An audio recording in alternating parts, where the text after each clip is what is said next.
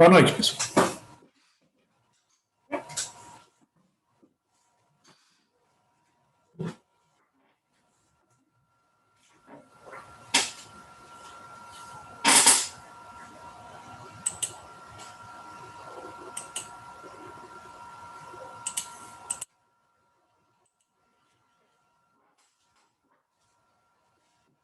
Estão me ouvindo bem?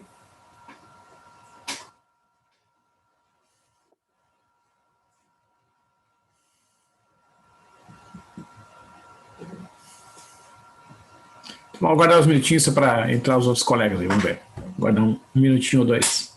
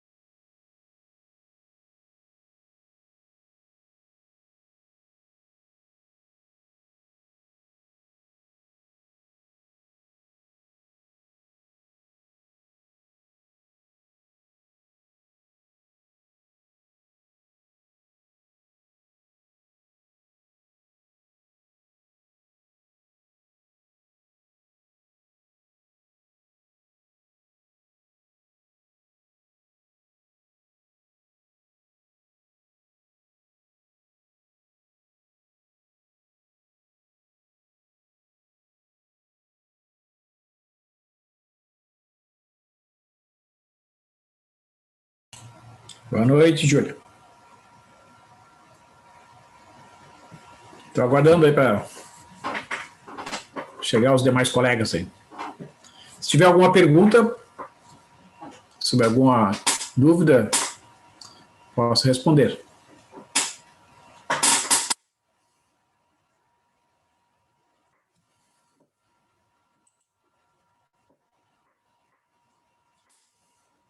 Ok.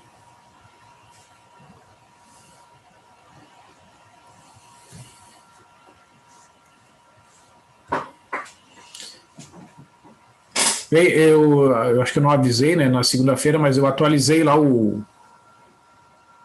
Não tem problema, Gil. Eu atualizei o Moodle, tá? Eu coloquei uma nova lista de exercícios, né, sobre esses assuntos que a gente vem abordando aí, cálculo de somas de séries, né, análise de convergência, tá? Tá disponível lá no Moodle, então já a partir da segunda-feira, que foi a última aula, né, que nós tivemos. Então fizemos alguns exemplos, aí depois eu encontrei alguns exercícios e postei lá uma nova lista de exercícios no Moodle sobre aqueles procedimentos lá de cálculo de somas parciais, né, que a gente desenvolveu através do uso da planilha. Bem, pessoal, então na aula de hoje eu pretendo iniciar aqui com vocês a apresentação dos métodos iterativos de resolução de equações, né, os métodos numéricos que são utilizados para calcular raízes de equações. Então eu vou apresentar aqui, né, primeiramente a ideia do problema, digamos assim, que é a questão da identificação, né, onde é que estão as raízes em determinados intervalos. Isso a gente usa esses recursos que estão disponíveis hoje na internet, né, o Wolfram e outros softwares, que a gente faz o gráfico, né, das funções envolvidas ali, ou da função envolvida, e identifica, né, onde é que estão aproximadamente as raízes.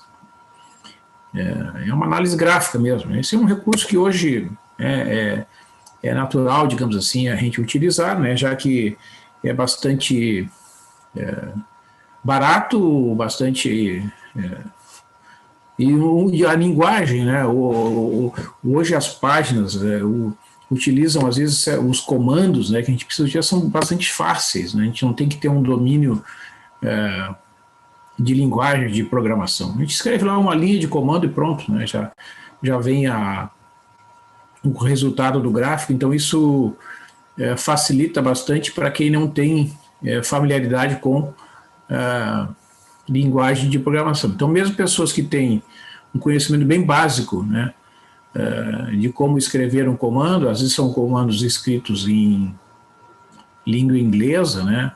Então a gente utiliza esses recursos para exatamente tirar proveito, né, da facilidade de acesso que que essas páginas na internet que são abertas, né, nos proporciona. Tá? Então,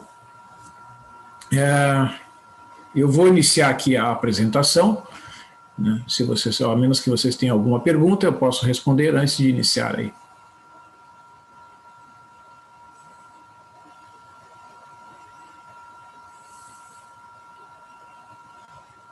Então tá, sem perguntas, vamos lá.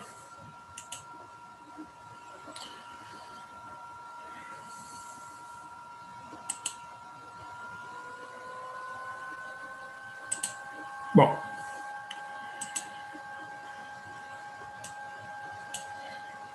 então o objetivo é esse, né? É resolver equações que tenham esse formato aí, f de x igual a zero, né? Então o objetivo é calcular um valor de x que satisfaça aquela condição, a f de x é igual a zero. Então a gente diz que aqui é uma equação, né? E que o valor de x que satisfaz esta equação é uma raiz ou um zero da função, né? Quando uma função avaliada num certo valor de x resulta, né, num valor igual a zero, e este valor de x é chamado de raiz daquela função ou desta equação aqui, ou um zero, né, desta função ou desta equação. Bom, pessoal, então geralmente o que é feito? Né? São algumas etapas. A primeira etapa é a localização gráfica da raiz, a localização da raiz através do gráfico ou de uma tabela de pontos. Tá? Eu vou mostrar as duas possibilidades. Né? Então, a segunda etapa vai ser, no nosso caso aqui, a aplicação de um método numérico iterativo. Né? Esses métodos numéricos, eles geram sequências de números que tendem a se aproximar, né, do chamado valor exato da raiz, que tendem a este valor exato após um certo número de aproximações. Então, a gente estabelece um critério de parada, né, e interrompe o processo, né, já que os cálculos são feitos de maneira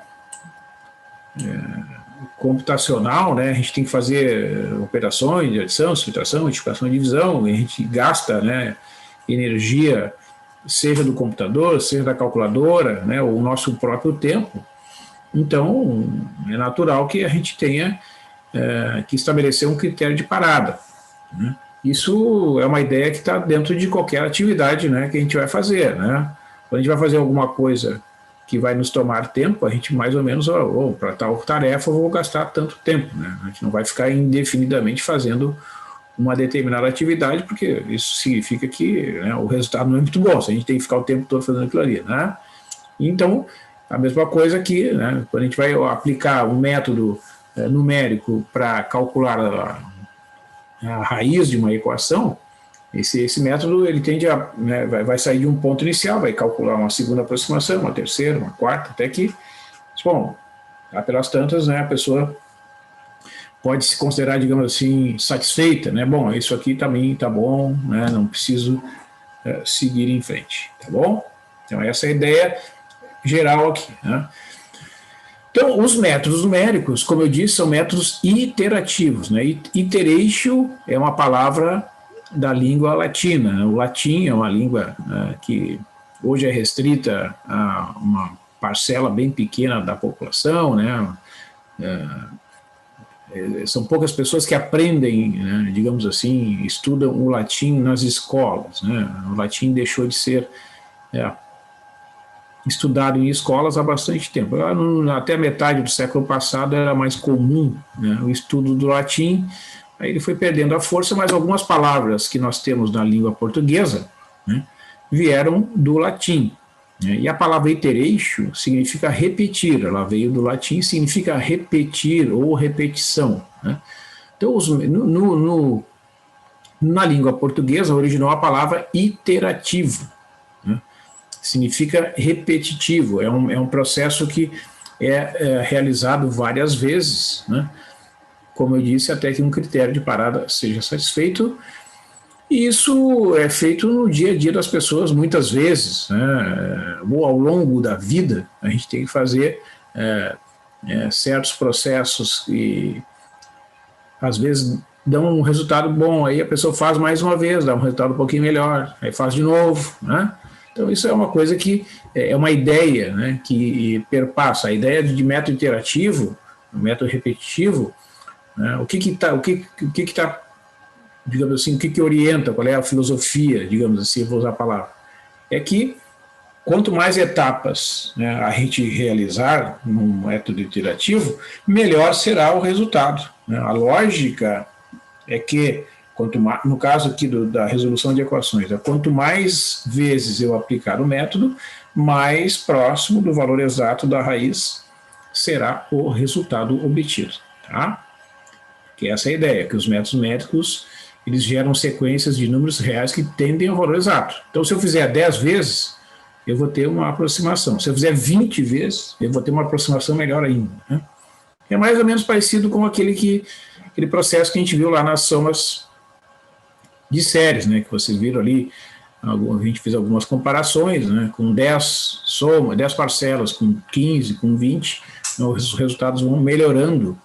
Aqui a ideia é semelhante, tá? Então vamos lá. Tem algumas hipóteses, né, que são importantes. As funções que aparecem nessas equações são funções contínuas. Tá?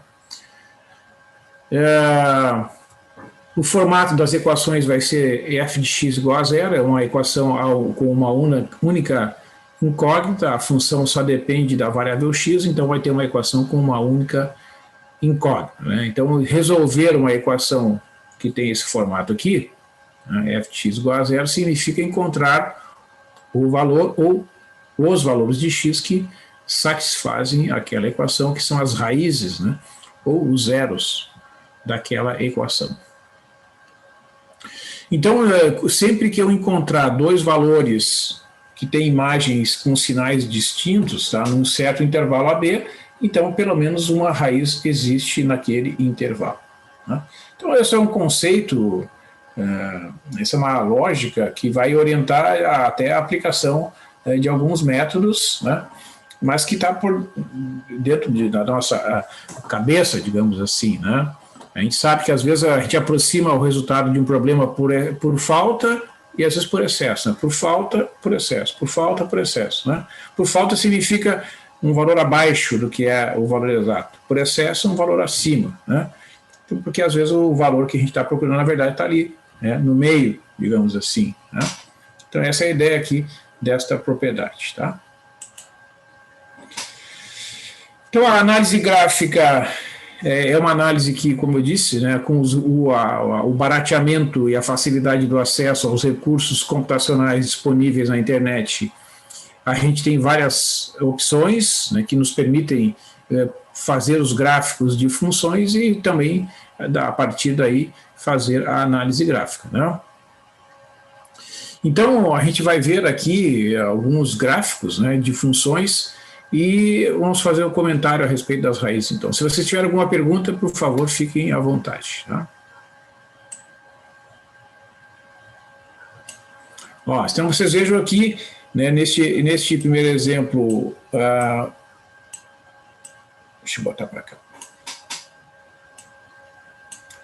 Está aqui o gráfico da função, que é um polinômio x ao cubo menos x mais 0,2. Tá? Eu fiz esse gráfico, então, neste intervalo de menos 2 até 2. Né? Depois eu vou mostrar como é que a gente faz o gráfico lá na página da Wolfram. Então vejam que dá para aqui analisar esse gráfico, né? Observando aqui, ó, aqui no eixo horizontal, né? A gente geralmente é o que acontece aqui, né? A gente tem os valores da variável independente, que é geralmente representada por x, né? No eixo vertical, os valores da função. Então vocês vejam que aqui, ó, nesse ponto onde o gráfico, né, a curva ali intercepta o eixo horizontal, aqui tem uma raiz, que é aproximadamente, está em torno ali de menos 1,1, menos 1,2, né? Então, uma das raízes está aqui. A outra raiz está aqui, ó, em torno de 0,2, mais ou menos, né? E tem uma raiz aqui aproximadamente 0,9, né? Então, analisando essa curva, a gente vê que o gráfico nos mostra que essa função tem 3 raízes neste intervalo de menos 2 até 2, né?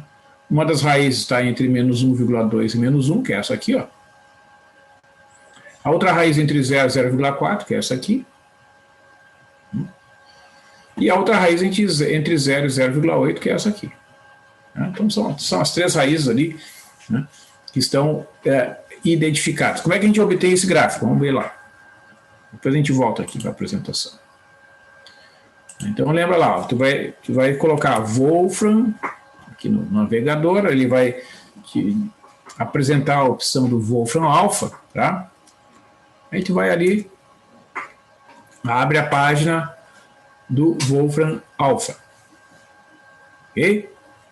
Aí tu entra aqui, ó, nessa janelinha de comando aqui, tu vai escrever isso aqui, ó, plot, abre parênteses, aí vamos ver lá a lei da função. X ao cubo menos x mais 0,2. Aqui tu vai escrever x, chapeuzinho 3, menos x mais 0,2, tá? Pode botar um espacinho ali para fechar o parênteses.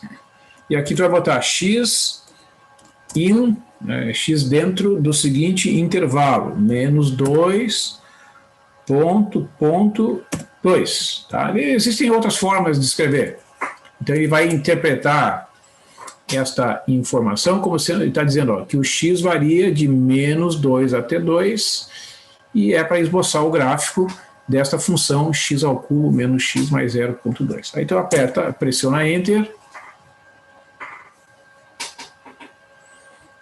aí espera uns segundinhos e vai aparecer aqui o gráfico, né, desta função, que é esse gráfico que eu mostrei lá na apresentação. Veja que é exatamente a mesma coisa, né? Certo? Então, o efeito que tem aqui o intervalo, né, é importante, tá, pessoal? Se vocês alterarem esse intervalo, ele pode melhorar, né, a visualização e a localização das raízes e pode piorar. Quer ver? Vamos botar aqui, ó, se vocês botarem de 0 até 2, né, ele só vai mostrar 2 raízes. Ó, tem uma raiz aqui assim e tem outra raiz aqui. Né? Então, mas como é um polinômio de terceiro grau, ele deve ter 3 raízes, né? Pode ser que 2 sejam complexas, mas se ele tem 2 aqui, é porque tem mais uma terceira lá, né? Então, tu vai testando aqui, né? Bota lá de menos 1 até 2, vê o que acontece. Aí tu vê ali, ó, tá diminuindo lá, então vou botar de menos 2 a 2. Né? Então vejam que quando a gente faz o gráfico de menos 2 a 2, aparecem as 3 raízes. Está aqui uma das raízes, está aqui a outra, está aqui a segunda e aqui a terceira. Então, significa que realmente, né, a gente está com todas as raízes ali graficamente representadas. Tá? Alguma pergunta aí, pessoal, sobre o uso aqui do Wolfram Alpha? Esse é um recurso que vocês podem usar, né, nessas questões.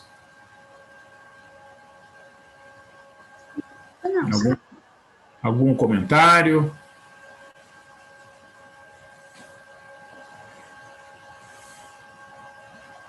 Estão tímidos hoje?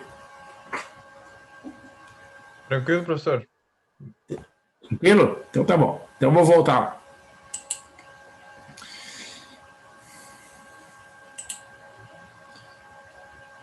Bom, então assim, pessoal, os métodos chamados de métodos iterativos, tá?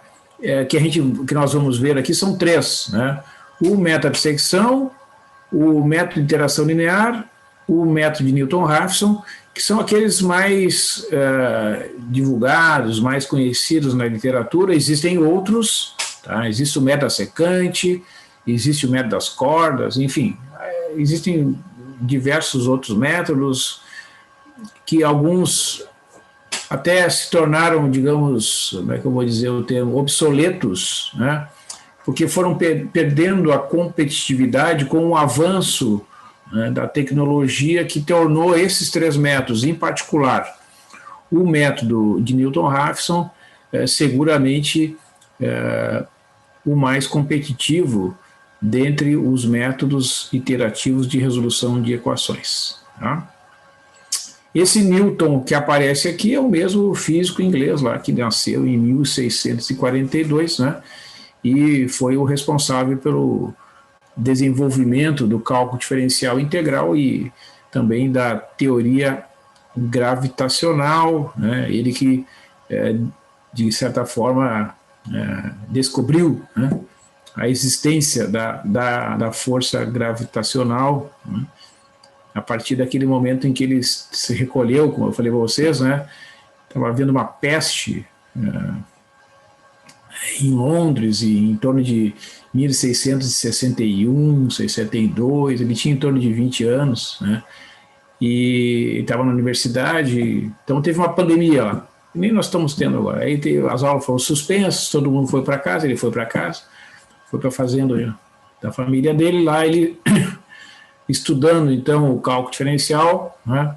Ele bolando lá as suas equações, as fórmulas, etc., ele desenvolveu vários conceitos, porque ele tinha como a obsessão, digamos, de explicar o movimento, né, dos objetos que ele via se movimentando no céu, os chamados objetos celestes, né? E aí ele desenvolveu a teoria gravitacional. Então, nem sempre, né, uma crise sanitária significa que o conhecimento deixe de avançar, né? E a história da humanidade mostra que esta não é a primeira pandemia que aconteceu, né? Há registros na história de várias outras situações parecidas e a gente tem que se cuidar, né? Tem que se cuidar, mas tem que continuar fazendo as coisas. Então, em qualquer um dos métodos iterativos, independentemente do nome ou das fórmulas envolvidas, a partir de um chute inicial, pode ser x0, x1, né, são calculadas as aproximações seguintes, né? Se eu começar com x0, a próxima é o x1, depois vem o x2, depois vem o x3, e assim sucessivamente até, como eu disse para vocês, que um critério de parada seja determinado, seja verificado, melhor dizendo, tá? Sempre tem que existir um critério de parada. Porque, vejam, pessoal, pode ser que, por certas características de uma equação, né, um método lá não funcione bem. Então, qual é o critério de parada que vai ter que ser estabelecido? Por exemplo, um número de repetições. Eu posso simplesmente botar no meu código, né, no meu algoritmo, olha, para resolver equações, faça no máximo, sei lá, 10 repetições da fórmula, 20 repetições ou 30. Não pode se deixar, para quem já estudou um pouco de lógica de programação, né, sempre existe, né, como, digamos, uma pulga atrás da orelha, digamos assim, na lógica do programador, que aquele algoritmo, que aquele programa possa entrar em looping, né? Ele fica rodando e não é satisfeito um critério de parada e ele não para, não tem como parar. Isso não pode acontecer. Então, a mesma coisa, né, esta preocupação tem de haver aqui na hora de implementar os métodos iterativos, tá? Então, aqui eu vou apresentar para vocês descrever, né, o método de secção, né, as etapas aqui do método, e depois eu vou mostrar um exemplo. Então ele diz o seguinte, ó, eu apresentei aqui a apresentação que vocês estão vendo, né, ela é de um livro de análise numérica. Então, é como a linguagem de um algoritmo. Tá? Isso aqui não é um programa, é um algoritmo. Um programa é a execução do algoritmo numa determinada linguagem, né, que daí tem outras preocupações. Então, aqui é um algoritmo. Então, meta-bissecção. Tá? Como o nome diz, ele vai calcular por divisões por 2. Né? Tem um intervalo que contém uma raiz. A lógica do método é o seguinte, ou essa raiz está na primeira metade do intervalo ou na segunda metade. Certo? Então, tu divide por 2 o intervalo, né? Faz um teste.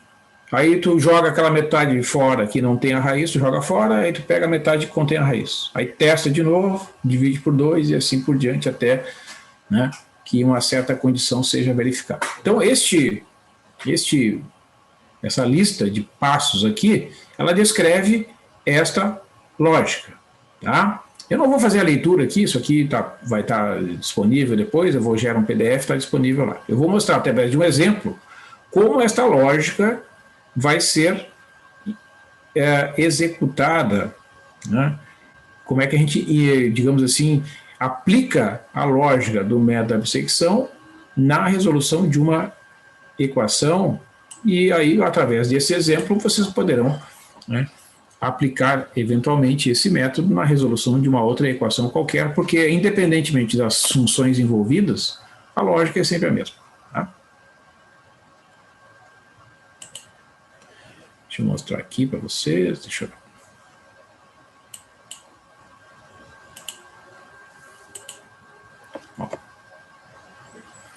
Então, assim, pessoal, antes de eu mostrar o meta-bissecção, só quero lembrar que aqui esse documento depois também eu vou deixar lá, ó, no site da Wolfram Alpha, vocês podem usar esse caminho aqui, ou então esse código. Eu gerei um código de barras, né, que aí vocês podem acessar diretamente a página, vai estar disponível lá também no Moodle depois, tá? Então aqui, ó, lembrando, né, como é que a gente faz os gráficos. Então eu vou fazer o seguinte, eu vou plotar alguns gráficos e eu vou passar para cá, tá? Ó, x ao quadrado menos 5x mais 6. Ó. Vamos fazer aqui. X ao quadrado menos 5x mais 6. Quando a gente coloca o número aqui do lado da letra, que representa a variável, não precisa nem colocar o vezes, tá? Aí tu pode botar aqui, por exemplo, de menos 2 até 4, digamos, tá?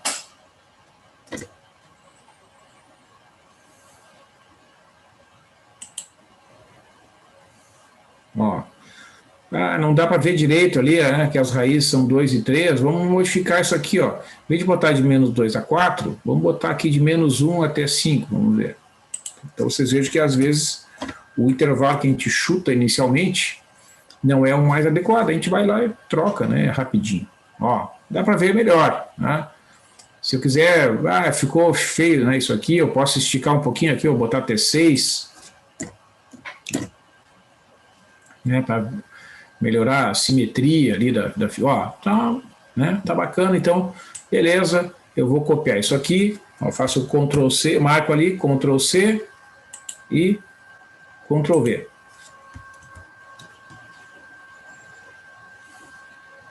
Tá ali, ó, é o gráfico ali, né, bem representado, né, sem nenhum problema, tá?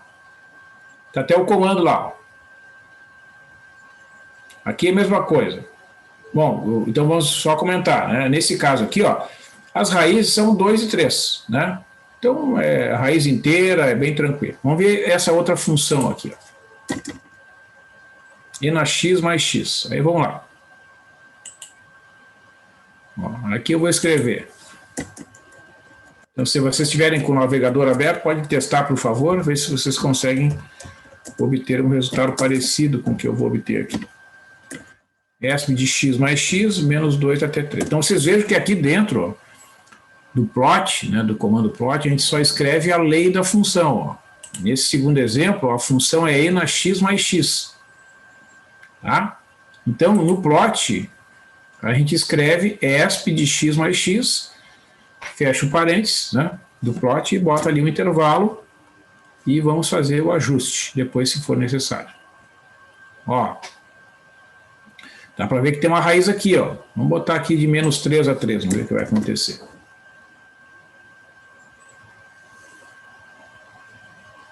de menos 3 a 3 continua aparecendo uma raiz só. Vamos botar de menos 4 até 3.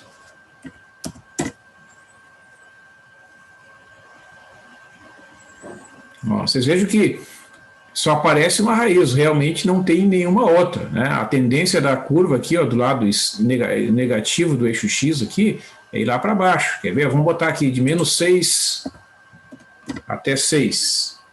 Ó, um intervalo, né, um pouco maior. Ó, tá vendo? Só tem aquela raiz ali, ó. Aí esticou um pouco ali, né? Ficou meio comprimido o gráfico. Vou lá e diminuo. Então dá para fazer, né? Como se fosse um joguinho, né? Então a gente vai jogando ali, ó. Então a gente, após fazer várias tentativas, né? Não há razão da gente imaginar que isso vai ser alterado, então concluo, né, que só tem aquela raiz ali. Ó, então eu boto lá.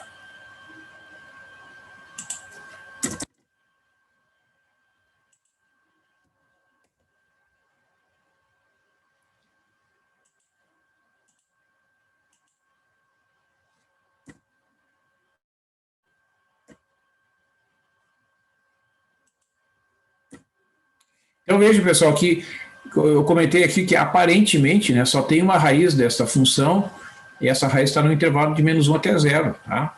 E isso é verdade porque a derivada dessa função aí na x mais 1 que é sempre positiva. Então essa função que aparece aqui, ela vai ser uma função crescente, né? Não tem a possibilidade de ela ir fazer uma volta, por exemplo. Isso não vai acontecer porque a derivada é sempre positiva. Então ela vai sair daqui os negativos, vai cortar aqui o eixo horizontal neste ponto e depois vai embora, tá? Então só tem uma raiz entre menos 1 e 0, tá? Então não tem dúvida. Aí o que eu faço aqui? Eu faço a comprovação, ó, né?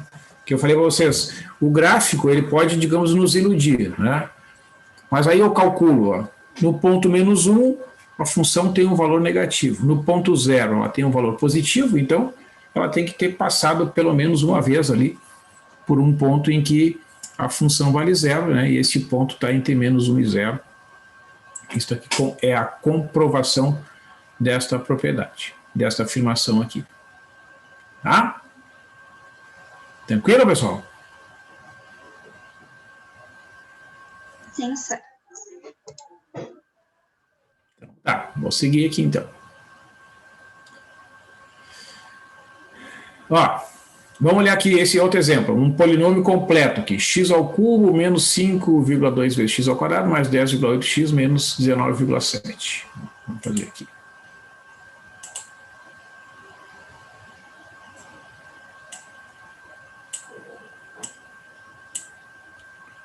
Ó,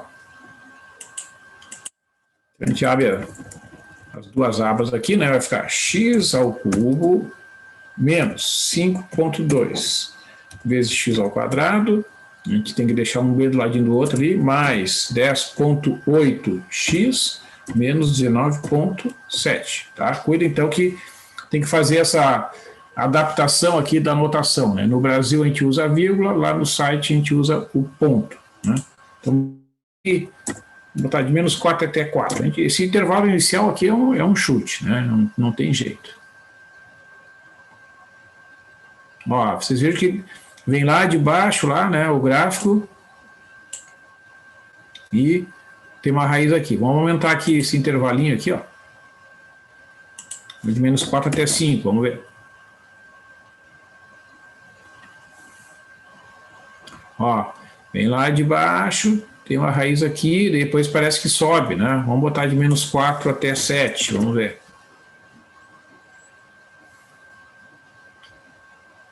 Ó, então, aparentemente, só tem essa raiz aqui mesmo. Ó, tá? Parece que vai ter uma raiz só. E essa raiz está perto do 4, ali, entre 13 e 4. Né? Ó, parece que não vai mais voltar a ter raiz na parte superior aqui do gráfico. A curva vai aumentando lá, então tem uma raiz aqui, ó, entre 13 e 4, né?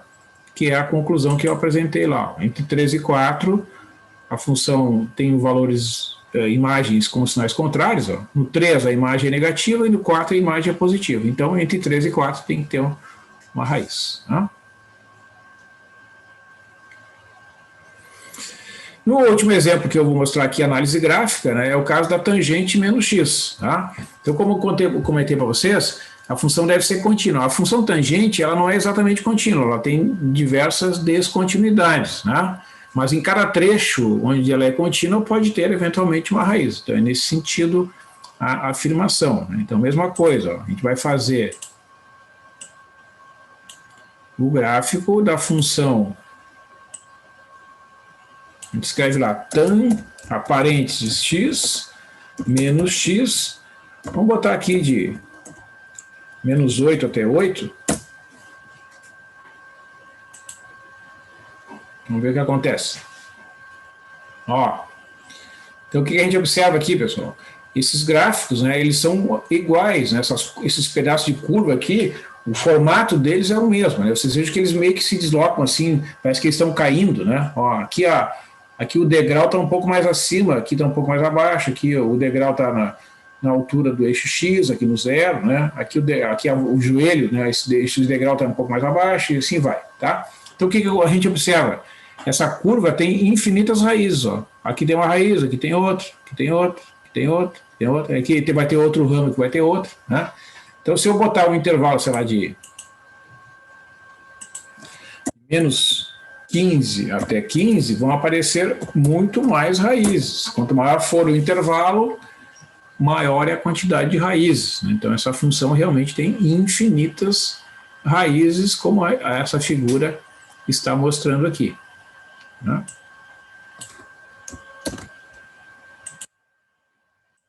Então, a resposta, né, é que a função possui infinitas, como mostra o gráfico abaixo.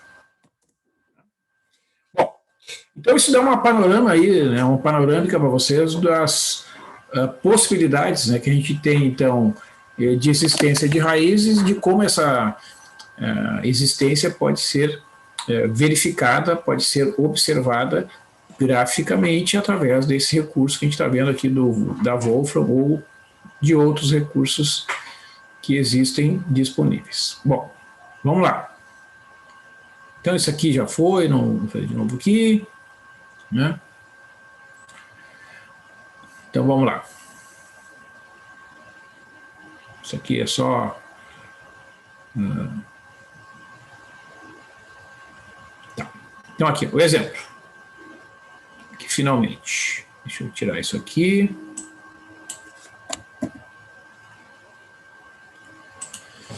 Método da bissecção. Tá?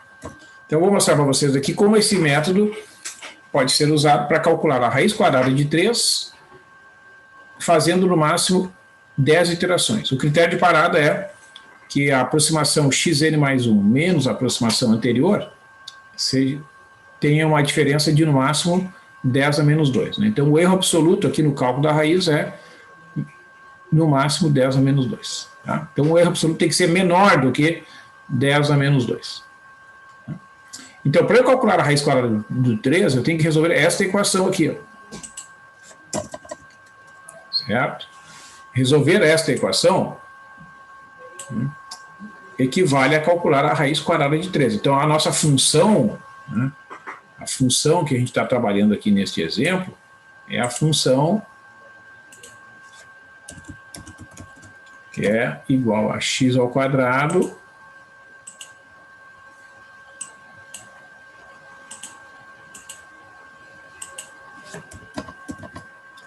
menos 3. Tá? Então, essa é a função que a gente vai usar em todos os cálculos. Então, observa. Se eu calcular essa função no ponto 1, vai dar 1 ao quadrado, que é 1 menos 3, que vai dar menos 2. Né? Então, no ponto 1, esta função dá menos 2. Se eu calcular no 2, vai dar 2 ao quadrado, que é 4, menos 3 vai dar 1. Então, tem uma raiz ali entre 1 e 2, certo? A raiz quadrada de 3 é um número entre 1 e 2, porque no ponto 1, a função assume um valor negativo, e no ponto 2 ela assume um valor positivo. Então, digamos, usando a linguagem, né? Isso aqui seria uma aproximação da raiz quadrada de 3 por falta, é menor, né, do que a raiz de 3, e o 2 é uma aproximação por excesso, né, está sobrando. Tá? Então, o que eu faço? Eu vou dizer, então, que o intervalo que contém a raiz é o intervalo em que o A1 é 1 e o B1 é 2, e o ponto médio é a primeira aproximação da raiz, vai ser exatamente 1 mais 2 dividido por 2. Isso é a lógica do metapsecção. Eu encontro o intervalo que contém a raiz e divido ao meio. Então, calculo o ponto médio, que é 1,5, e avalio a função neste ponto. Substituo lá 1,5 ao quadrado menos 3. Vocês pegam a calculadora. Bom, é só pegar a calculadora ali, né? 1,5 eleva ao quadrado, menos 3, dá menos 0,75. Então, observa. No ponto 1, a imagem é negativa. No ponto 2, a imagem é positiva. E no ponto médio, que é o 1,5, a imagem deu negativo. Então, a raiz tem que estar entre 1,5 e 2, ó. Porque no 2 a imagem é positiva e no 1,5 a imagem é negativa. Então, significa que a primeira metade eu vou jogar fora e vou pegar como novo intervalo a segunda metade, a parte que é de 1,5 até 2. Então, a raiz está entre 1,5 e 2, então o novo intervalo que contém a raiz é formado por esses dois números, 1,5 e 2. Tá? Faço de novo o cálculo do ponto médio. 1,5 mais 2 dividido por 2 dá 1,75. Este valor é a nova aproximação da raiz que eu estou procurando. Substituo lá na função. Vai ficar 1,75 ao quadrado menos 3. 1,75 eleva ao quadrado menos 3. Dá 0,0625. Então, de novo, faço a análise. Observa. Ó. Neste ponto, a função é... Ó, a função tem um valor positivo, né? Eu substituí o 1,75 no lugar do x, deu o valor do y positivo.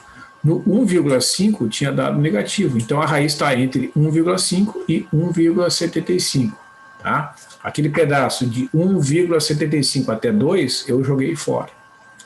O novo intervalo é 1,75 e 1,5 e 1,75. Tá? Então esse novo intervalo vai ser chamado de A3 e B3 respectivamente. O A3 1,5, o B3 é 1,75. Veja que eu fiz duas vezes divisão por 2, o intervalo que era de comprimento 1, agora já é um intervalo de comprimento 0,25, né?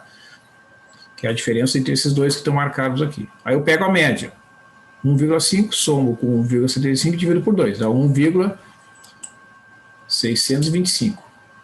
Aí avalio de novo a função. F de 1,625, vamos pegar aqui a calculadora, 1,625 eleva ao quadrado, dá 2,640625.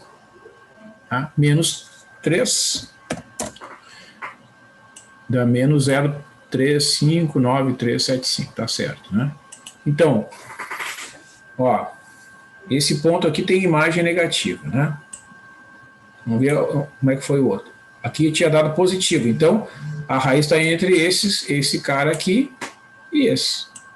Entre 1,625 e 1,75. Tá? Então este vai ser o novo intervalo que eu vou chamar de A4 e B4. A gente vai só denominando, né, para dar ideia de aproximação sucessiva. Tá? Bom, esse é o intervalo que contém a raiz. Divido por 2, 1,625 mais 1,75, soma e divido por 2, dá 1,6875. Vamos fazer a continha aqui para verificar. 1,625 mais 1,75, divide por 2, 1,6875. Então, este é o novo ponto que eu vou substituir lá. Vai ficar elevado ao quadrado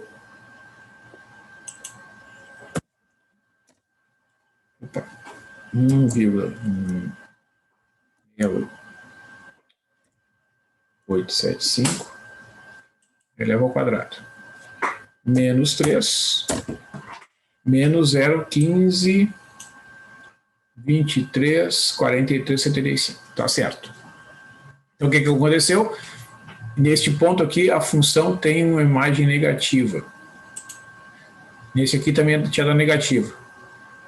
E aqui tinha dado positivo. Então, está entre 1,75 e 1,6875 e 1,75.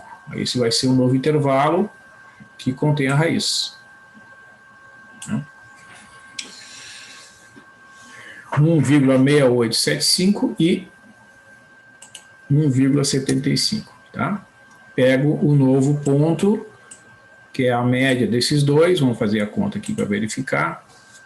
1,6875 soma com 1,75, divide por 2. 1,71875, essa já é a quinta aproximação, então, que eu estou calculando, né, a partir daquele ponto inicial. Aí eleva ao quadrado e subtrai 3. Menos 0,045, 89, 84, 375. Vocês vejam que já dá para perceber aqui, ó, que a função está dando valores próximos de zero. Ó. Aqui deu menos 0,15, aqui dá menos 0,04. Já está um número, né, bem próximo da raiz. Então, função é negativa aqui, função é negativa aqui, então aqui nesse intervalo não está a raiz, né? Função é negativa aqui também não está a raiz, função é positiva aqui. Então, entre esses dois pontos, entre o último que dá negativo é 1,6875, não, 1,718 aqui, ó, né? E o 1,75. Então, o novo intervalo que contém a raiz é este intervalo aqui, 1,71875 e 1,75. A próxima aproximação é, soma esses dois e divido por 2. Vamos ver se está certo aqui. 1,71875 soma com 1,75 e divide por 2. 1,73, 43, 75. Tá?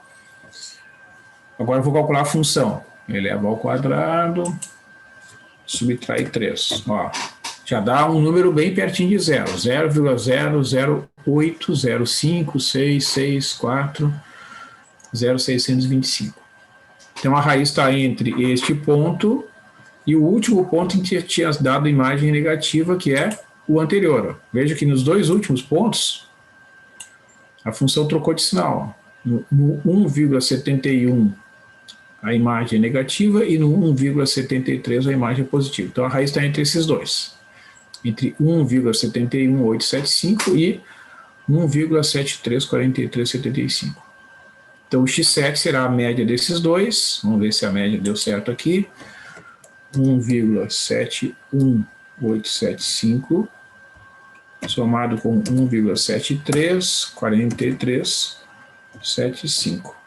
Divide por 2, 1,72652625. Então, oi.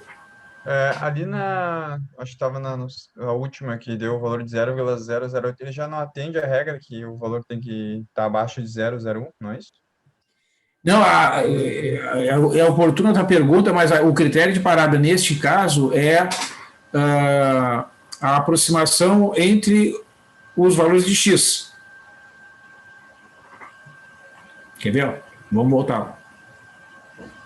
Ó, tem várias possibilidades de critério de parada. Neste exemplo aqui, tá, as duas aproximações sucessivas no x tem que ter uma diferença menor que 10 a menos 2. Poderia ser a f de x também, mas nesse caso não é. Perfeito, entendi. Tá Obrigado. Claro, eu não testei aqui porque eu estou fazendo no olho, né? Mas eu poderia testar aqui, quer ver? Ó, vamos fazer o teste. Aqui. Vamos pegar aqui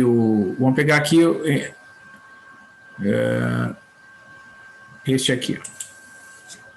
Tá? Vamos pegar aqui, ó. Vamos fazer o teste.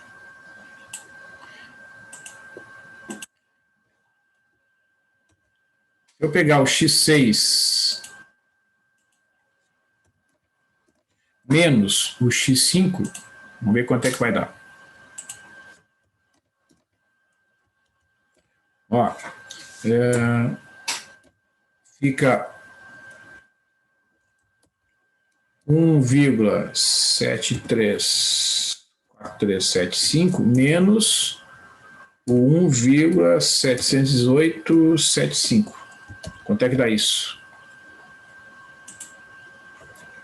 1,734375 menos 1,71875. Ó, já 0,015.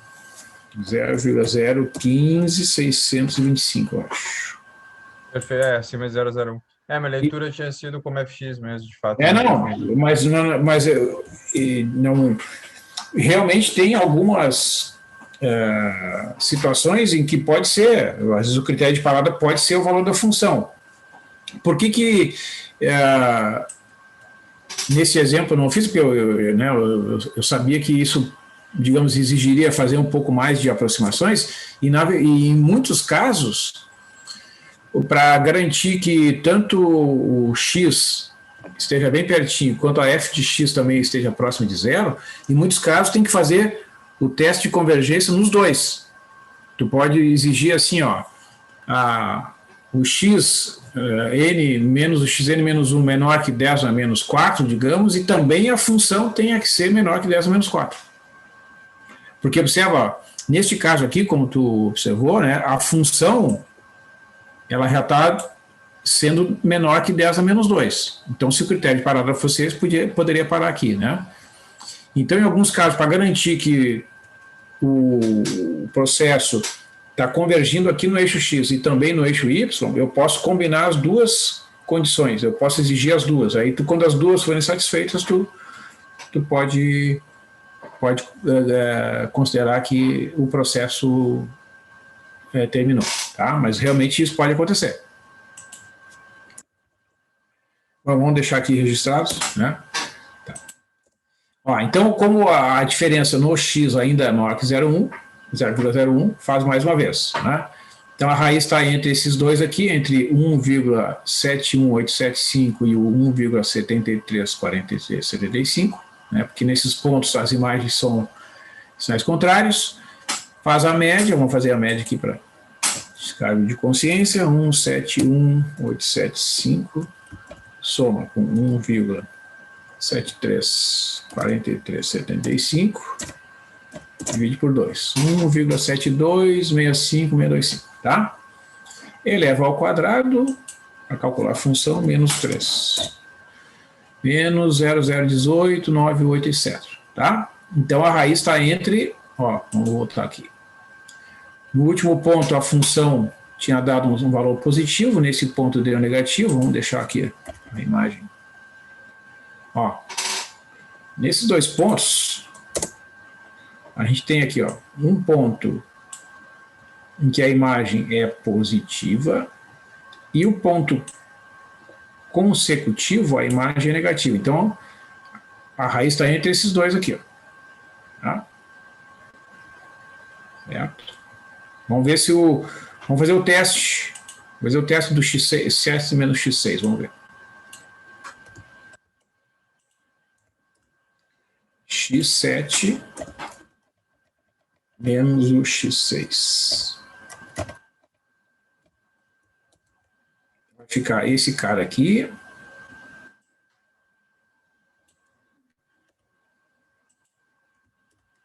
Menos este aqui.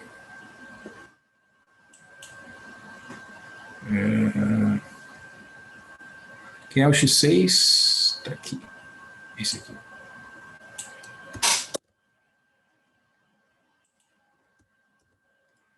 Vamos ver quanto é que dá isso. 1,7265 625 menos 1,734375. Ó, aqui já satisfaz o critério, né? Daqui já dá 0,7, ó.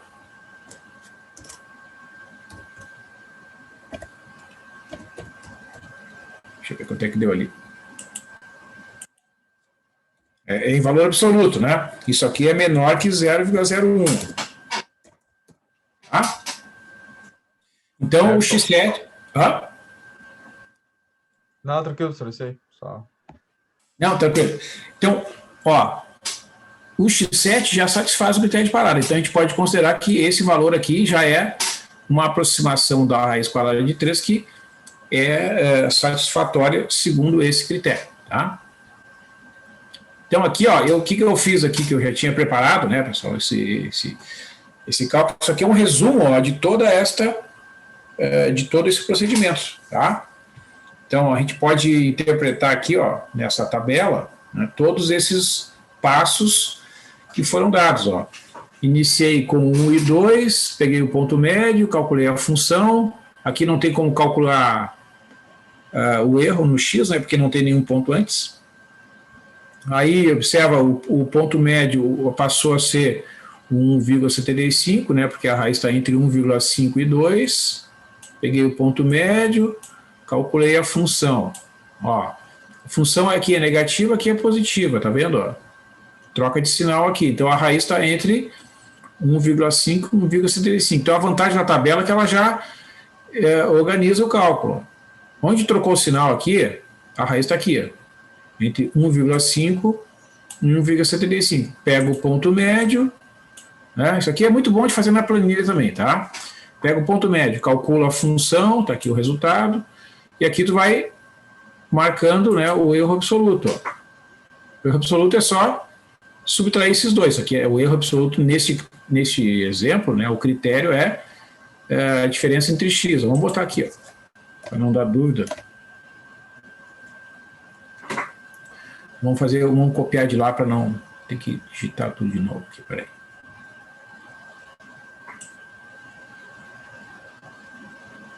Depois eu tiro o sinal de menor.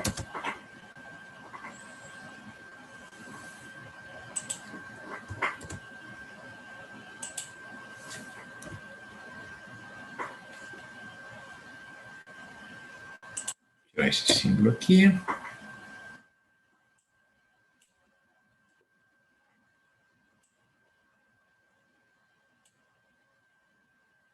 Ajustadinho na tabela aqui. Essa pra cá.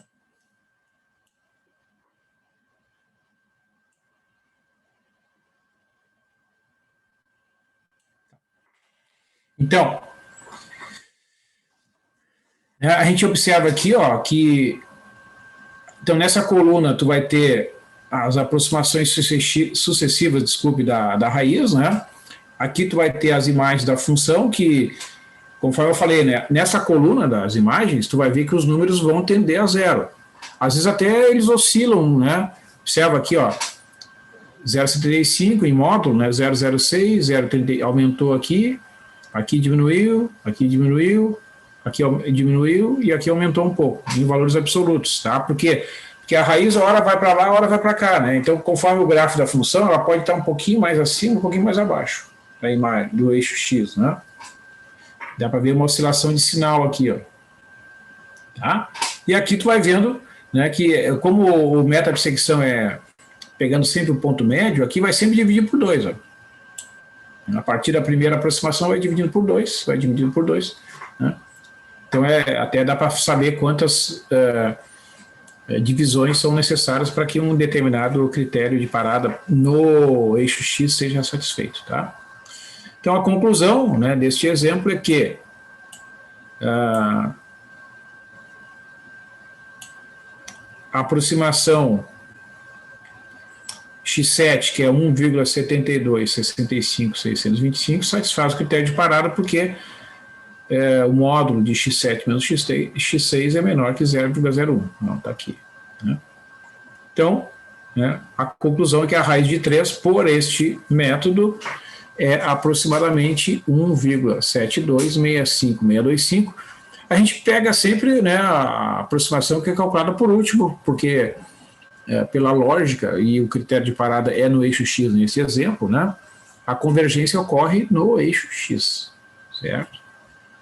Então, né, se vocês pegarem uma calculadora, quer ver, ó, vamos pegar uma calculadora aqui, calcular a raiz quadrada, né, ó, dá 1,732, 0, 50, 80, etc. Né? Então, o que acontece? Para eu chegar nesse 1,732, etc., eu tenho que fazer mais e mais deste processo aqui. Se eu continuar isso aqui, vai cada vez mais se aproximar daquele valor que é apresentado ali na calculadora. Só a título de curiosidade, né, professor? O resultado da raiz está mais próximo do x6, né, neste caso. Não, é que eu entendo por isso que eu comentei aqui, ó, é que o critério de parada, vamos supor que eu dissesse assim, ó, eu vou modificar aqui, ó. É por isso que eu te falei aqui. É que nesse exemplo, porque é um primeiro, né, eu só usei um critério de parada. Eu poderia botar assim, ó, critério de parada assim. Critério de parada assim. Este critério aqui e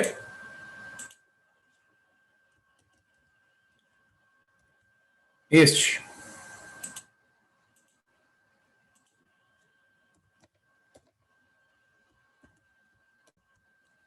Digamos, menor que 0,00, sei lá, vou botar 001 mesmo, tá?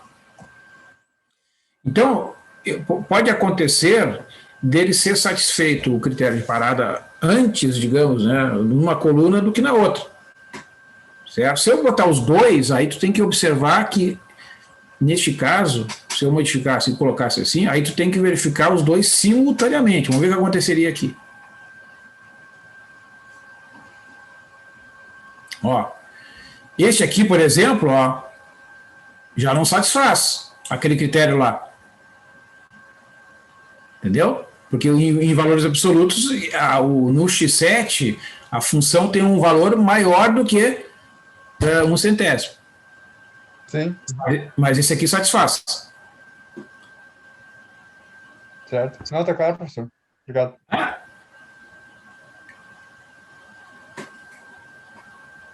Tá, então, mas nesse caso aqui, tá, de fato, o x6, né, tem uma imagem, tu tem razão, né, lá no eixo y, a imagem está mais próxima de zero do que a imagem do x7, tá? Mas aqui no eixo x, este ponto, que é o x7, ele está mais perto da raiz que esse. É nesse sentido, tá? Mas, de fato, como é que é feito computacionalmente, né? Deixa eu interromper aqui. Como é que é feito lá nesses programas que fazem computacionalmente cálculo das raízes? Eles usam os dois critérios simultaneamente, tá? Eles garantem a convergência aqui no eixo X e fazem o teste também lá no eixo Y. Então, estabelece lá um critério, digamos,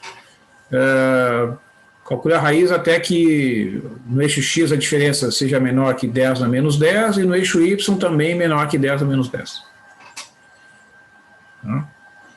Tem umas combinações, porque às vezes acontece, dependendo de como a função se comporta, que aqui no eixo X os pontos estão bem pertinho do outro, mas as imagens estão bem distantes, tá? Sabe aqueles gráficos que a gente vê esses eletrocardiogramas, por exemplo, né, que a função oscila muito assim, ó. Então, por exemplo, imagina a curva oscila assim um monte, né, num intervalo pequeno. Então, passa bem pertinho da raiz e do ladinho já está lá em valor, sei lá, 200, 300, né? Então, isso pode acontecer. Então, para garantir, né, que uma maior segurança, em alguns casos se exige, né, um teste de convergência no eixo X e também no eixo Y. Né? Claro que isso, em geral, vai demandar mais operações, né, porque tu vai ter que testar as duas condições simultaneamente. Né? Então, isso no computador vai exigir maior quantidade de operações. Bom? Mas bacana, pessoal. Gostei aí do exemplo, acho que ficou bem ilustrativo. Tá? Eu vou encerrar por aqui e vou apresentar para vocês, então, na segunda-feira, o método de Newton-Raphson, que esse sim, esse é um método robusto, um método muito bom, muito competitivo, tá? E que ele vai exigir o seguinte, ele vai exigir que tu saiba calcular a derivada, né? A derivada primeira da função envolvida ali na equação. Na hora de montar a fórmula, né, é uma fórmula interativa que envolve lá uma divisão entre a função e a derivada. Então, como não tem essa análise lógica tu pode até introduzir na planilha, tá, do meta-bissecção, né, aqueles testezinhos ali para ir cortando a metade à esquerda, a metade à direita, né, vai descortando ali, vai dividindo por 2, tu pode introduzir, lá tem um if ali dentro da planilha, dá para programar. Tá? Eu vou apresentar então na segunda-feira o método da iteração linear e o método Newton-Raphson, né, que são os dois métodos que a gente vai estudar ainda. Eu vou dar uma olhada ali bem rapidinho no método da iteração linear, que é um método, ele não é muito competitivo, ele tem uma série de exigências mais teóricas, assim, né? O método Newton-Raphson não. E é um método bacana porque ele relaciona na fórmula dele, né, com o conteúdo do cálculo diferencial. É mais bonito, digamos assim, o método Newton-Raphson, porque ele tem esse conteúdo da matemática superior, né? O meta-bissecção é um método considerado um método seguro, tá? Mas ele é muito lento, né? Vocês viram ali que para conseguir, né, voltando aqui à tabela, para conseguir uma aproximação com aproximadamente 2 casas decimais corretas, nem essa segunda aqui nem está correta ainda, né? Foram necessários 7 aproximações sucessivas, né? Então, nesse sentido, ele é muito lento, né? Porque para eu conseguir, por exemplo, o que uma calculadora fornece aqui, nesse caso aqui, ó, né, imagina, um monte de casas decimais aqui pela meta-bissecção, para cada algarismo significativo, tu tem que fazer aproximadamente 3 bissecções, né? Então, para conseguir 10 algarismos significativos corretos, tu tem que fazer aproximadamente 30 bissecções. Então, isso torna o método da bissecção um método pouco competitivo comercialmente, né? Tem algumas calculadoras que tu pode até optar, ali tem no menu ali, usa bissecção, usa Newton-Raphson, ali tem umas calculadoras do meta-bissecção e algumas calculadoras chamadas de signal reversal, né? Sinal reverso, onde tem sinais contrários, pega e divide por 2, faz esse processo todo, tá? Mas não é muito competitivo, né? O método Newton-Raphson, vamos ver aí, vai convergir bem mais rápido. Então, né, se é mais rápido, a gente economiza tempo, né, comparado com o método da bissecção, gasta menos energia, gasta menos recursos. Por esta razão, a gente vai concluir que o método Newton vai ser mais competitivo. Então tá, pessoal, eu agradeço aí a atenção de vocês e uma boa noite, até segunda-feira. Boa noite, valeu, professor. Alô. Boa noite. Boa noite.